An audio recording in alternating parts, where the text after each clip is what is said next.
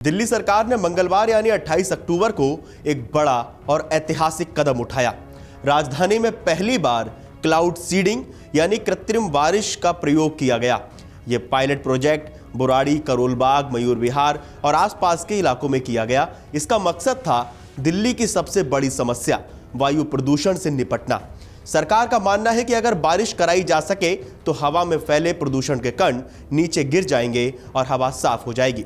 अब चलिए बात करते हैं कि इसकी तैयारी कैसे की गई। इस प्रयोग की तैयारी 24 अक्टूबर से शुरू की गई थी। IIT कानपुर और दिल्ली सरकार के पर्यावरण मंत्रालय ने मिलकर यह मिशन चलाया।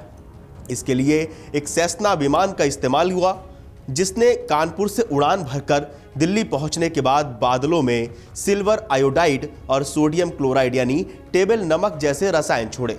विमान ने करीब आधे घंटे में 8 बार फ्लेयर दागे और दिल्ली NCR के अलग अलग इलाकों को कवर किया। तकनीकी रूप से देखा जाए तो यह प्रयोग सफल रहा, यानी सभी मशीनें, सिस्टम और वैज्ञानिक प्रक्रिया ठीक से चली, लेकिन बारिश नहीं हुई। वजह थी मौसम। उस दिन हवा में नमी सिर्फ 15-20% थी, जबकि क्लाउड सीडिंग के लिए कम से कम 50% नमी जरूरी होती है। इसलिए बादलों में रासायनिक प्रक्रिया पूरी तरह नहीं हो सकी। फिर भी विशेषज्ञ मानते हैं कि जब मौसम सही होगा, यानी हवा में पर्याप्त नमी होगी, तब यह तकनीक दिल्ली में कृत्रिम बारिश कराने में सफल हो सकती है। ऐसा रिपोर्ट्स में दावा किया गया है। दिल्ली सरकार अब इस तकनीक पर आगे भी काम जारी रखेगी। अगले कुछ हफ्तों में करीब 9 से 10 और परीक्षण करने की योजना है।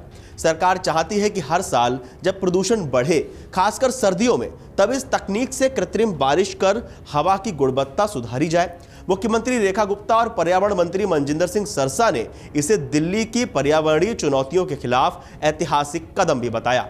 अब इस पूरी प्रक्रिया के बीच ये जानना बहुत अहम हो जाता है कि आखिर ये क्लाउड सीडिंग है क्या, कृत्रिम बारिश है क्या, होती कैसे है।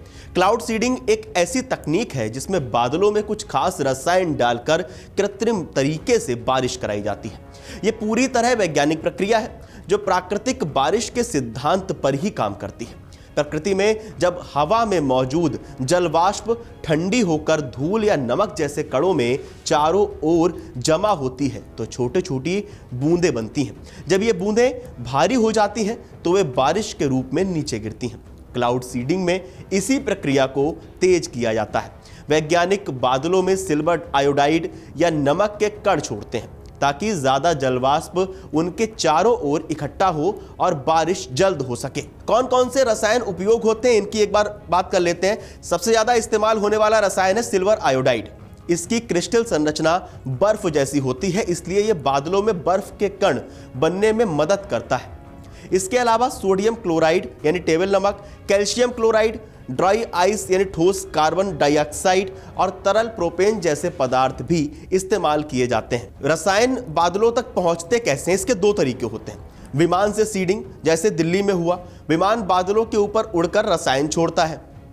दूसरा तरीका जमीन से सीडिंग, जमीन पर लगे जनरेटर हवा के सहारे रसायन को ऊपर भेजते हैं। अब एक बार बात कर लेते हैं कि यह तकनीक कितनी असरदार होती है। वैज्ञानिक अध्ययनों के मुताबिक सही परिस्थितियों में क्लाउड सीडिंग में 5% से 30% तक बारिश बढ़ सकती है। अमेरिका में किए गए कई परीक्षणों में औसतन 20% तक असर देखा गया है। ऑस्ट्रेलिया की एक 5 साल की परियोजना में बर्फबारी में 14% की बढ़ोतरी हुई थी। हालांकि ये हर बार काम नहीं करती। अगर बादल ही ना हो या हवा बहुत सूखी हो तो कुछ नहीं हो सकता। मौसम, तापमान और हवा की दिशा में भी काफी कुछ निर्भर करता है। इसके अगर फायदों की बात करें तो प्रदूषण नियंत्रण, बारिश से हवा में मौजूद धूल और प्रदूषक कण नीचे गिर जाते हैं, जिससे AQI बेहतर होता है, जिसकी दिल्ली को जरूरत है। कृषि में भी मदद होती है। सूखे इलाकों और फसलों के लिए कृत्रिम बारिश कराई जा सकती है। आप लोगों को क्या लगता है क्लाउड सीडिंग को लेकर, कृत्रिम बारिश को लेकर जो दिल्ली में परीक्षण किया गया? हमें कमेंट करके जरूर बताएं। क्या इससे प्रदूषण सुधरेगा? क्या इससे दिल्ली का AQI बेहतर होगा? आपका क्या मानना है, हमें जरूर बताएं। और देश और दुनिया की तमाम बड़ी खबरें जानने के लिए देखते रहिए अमर उजाला। अगर आप ये वीडियो YouTube पर देख रहे हैं तो हमारे चैनल को सब्सक्राइब कर बेल आइकन दबाएं, और Facebook पर देख रहे हैं तो हमारे पेज को लाइक करें।